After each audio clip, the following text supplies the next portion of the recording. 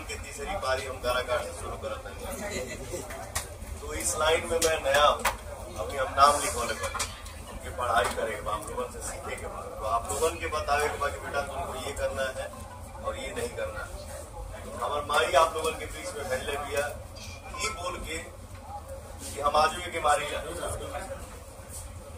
तो हमसे कोई भी अगर गलती हो या हम रास्ता भटके या कोई भी मिस्टेक होने वाला हो तो हमसे जे भी बड़बा काराकाट की जनता से मैं आग्रह कर रहा हूं कि जे हमारे से बड़बा हमसे अधिकार से और हक से बोलेगा कि हरो ये नहीं करना है, आपको ये काम करना है, हमारे क्षेत्र का ऐसे विकास होगा।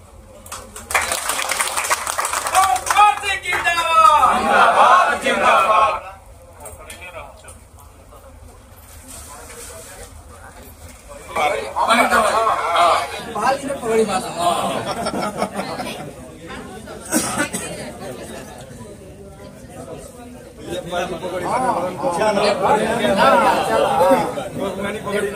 हम लोग अपना पगड़ी आपको अर्पित किए।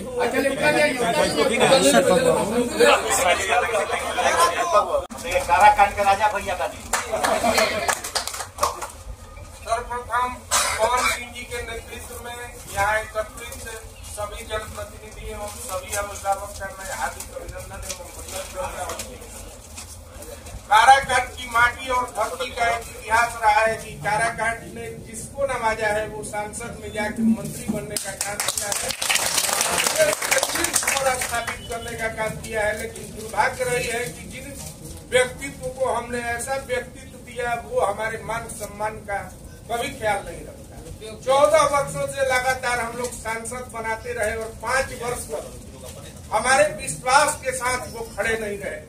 आज जनता में एक आक्रोश है उन सांसद के जो भी उम्मीदवार हमारे सामने खड़े हैं, और इस आक्रोश में पवन सिंह का हालात तो यहाँ ये था कि हम लोग एक सामाजिक समीकरण इसलिए बना रहे थे कि हम लोग वोट फॉर नोटा को वोट डाल देंगे, कोई उम्मीदवार हमारे योग्य नहीं है।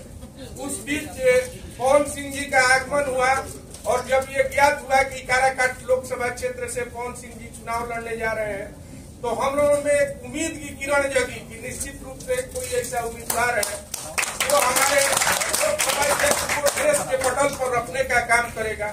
निश्चित रूप से पवन सिंह जी परिचय के मोहताज नहीं है। हम लोग भोजपुरी माटी से पलते हुए हैं और भोजपुरी को उत्कर्ष पर पहुंचाने वाले व्यक्तित्व का नाम है पवन सिंह। इस व्यक्तित्व का पहचान आज हम कहीं भी जाएंगे तो ये गर्व से कह सकते हैं कि भोजपुरी माटी के लाल हमारे क्षेत्र के सांसद के रूप में चयनित है।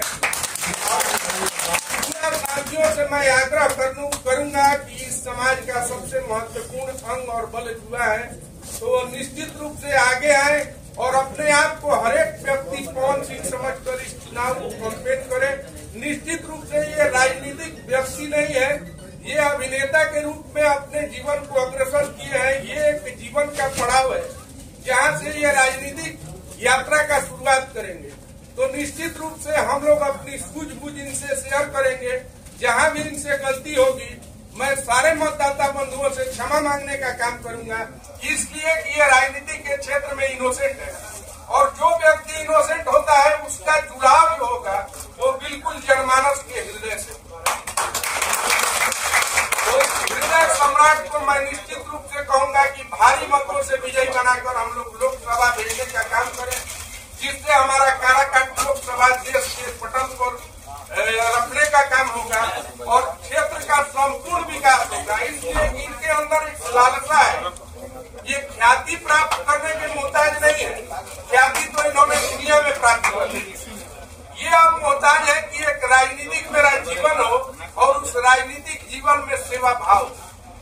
इस महत्वाकांक्षा के साथ ये हम लोगों के बीच आए हैं तो निश्चित रूप से इन्हें हमें मजबूत करने का काम करना चाहिए। इन्हीं शब्दों के साथ मैं अपनी वाणी को विराम देता हूँ। जय हिंद, जय भारत।